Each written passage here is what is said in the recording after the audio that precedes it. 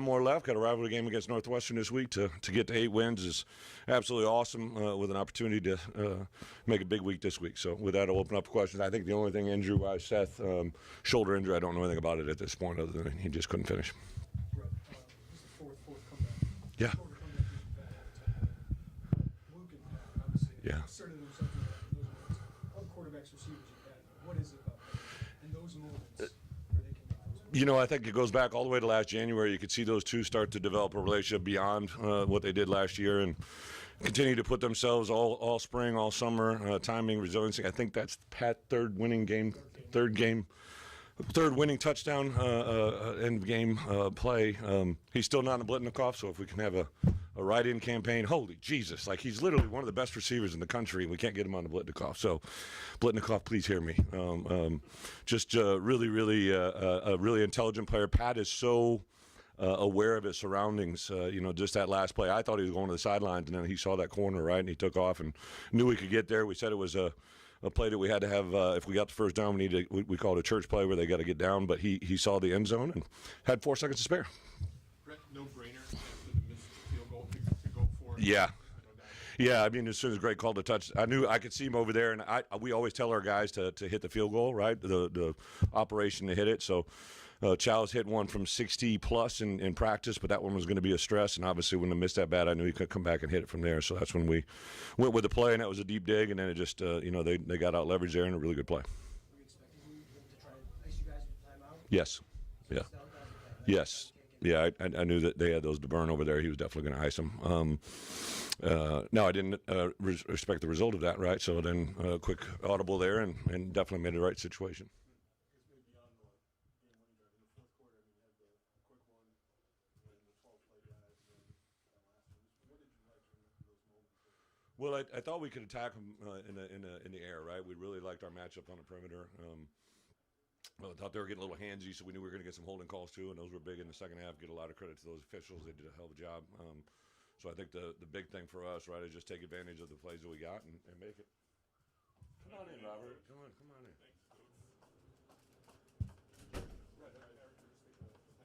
Yeah, I think we were 8th in the country in fewest penalties, and they were 7th, right? But we definitely held up our end of the bargain. We got a lot of them. The self-inflicted, obviously, the inexcusable one from Gabe had him stopped. There's a lot of things to clean up, a lot of things that we left on the field out there, but I'm excited about the result. Yeah. Josh and then Aiden had that nice bounce down there in the goal line. I just give a lot of credit to our running back room. Thad does a great job with those guys. Khalil got in there. All 3 of those guys added in there. I thought our offensive line all week felt good about the run game. And then I tell you, the big run by our quarterback there at the end when he kept it. He's a very dynamic runner. A lot of people don't give him credit for that, but he's a very gifted athlete who can run. Is that an underrated point? Probably. Yeah, I think so. He's got that, that frat boy look, right? Kind of pretty boy. Just kind of always has that moxie to him. But, he's a really great kid from Mississippi who plays a little chip on his shoulder, and he definitely has the ability to run. Yeah. Yeah, he just was real sore. I think he had an ankle during the course of the week. But, I'll give him credit. He's like, Coach, I can't go, right? And Kapka Jones, who came in last week and did a heck of a job. I thought him, Colin Dixon, we were down. Malik couldn't go today as well. We traveled Malik and Kanana, but both those guys couldn't go. So, Step has done obviously, Pat Bryant's a very special player, but I think those guys would tell you the connection that Step has had with those wide receivers and the way they performed is really, really special.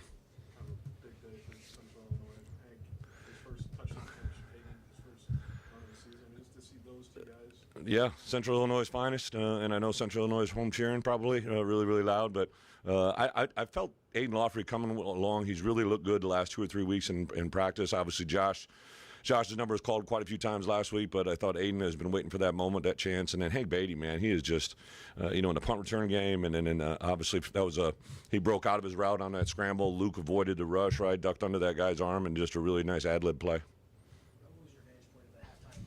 The scuffle coming out of halftime? Well, I just the game management. We had an issue coming out here. We warmed up down there you warm up at halftime. When you come out, you warm up where you warm up in pregame.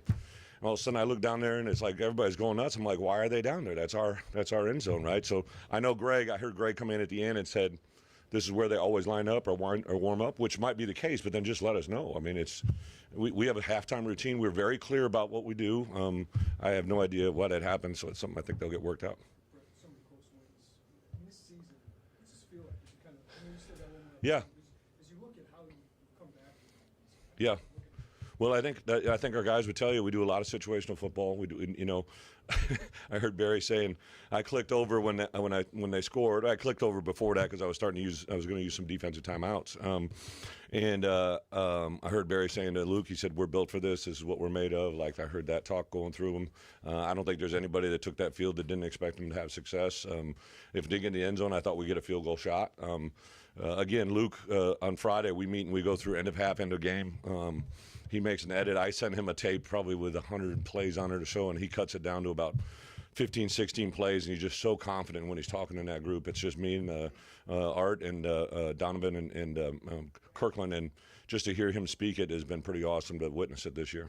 You answered this already, I apologize. Okay. Were you thinking of wanting Pat to go down and circle back? Well, so when we sent a play in, we called it church, which means if you get yourself in an open field, right, and you can't get to the end zone, you got to go down, right? When he broke across, we knew it was going to be the deep dig, right? And he made a nice catch, and then I think he might have started running for the sideline and then realized he had leverage on the field and took off. 4 seconds to spare, Robert. I think there was a lot of people going, go down, go down, go, go, go, go. I know Luke has obviously a lot around him. Yeah. Now, you've been around for a while, bro. When you have a quarterback who's capable of doing what Luke is capable of doing, what does that do for you guys?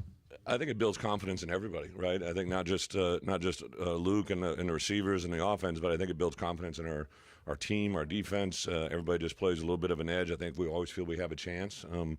Some of those 50-50 balls I think are more 75-25. I think there are balls that we would normally call them the other way, but he's just so his demeanor. You guys interview him.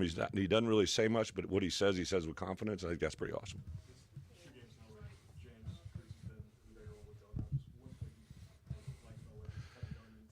Yeah, James, and then I saw Malachi in there, and then Ryan Mead. Because Dylan came down, we gave the captain responsibility to Ryan Mead, who's a walk-on kid from out here in New York, so it meant a lot to him. But James Kreutz is just a very intelligent player, got a lot of savvy to him. He's scrappy.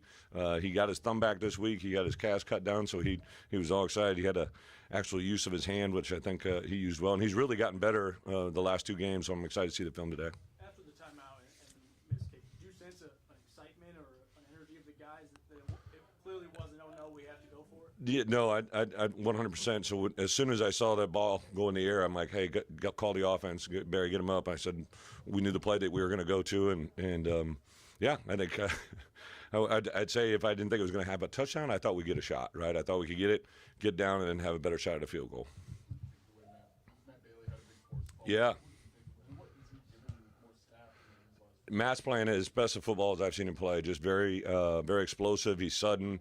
They played a lot of 10 personnel today, so he was actually covering a wideout, which, I think a year ago at this time I wouldn't know if that could happen, but he did it really, really good today. I thought our guys did some things on the perimeter. I thought both of our corners, Kirk and then also Juice got in there at the end. Corey Cox was in there early on, but I give a lot of credit to that quarterback. Poor soul. He was the quarterback of Minnesota last year when we beat him, and now he's here and got this. We're probably not on his Christmas list, I'm sure. What's the significance of this, do you think, for your goal position? Yeah.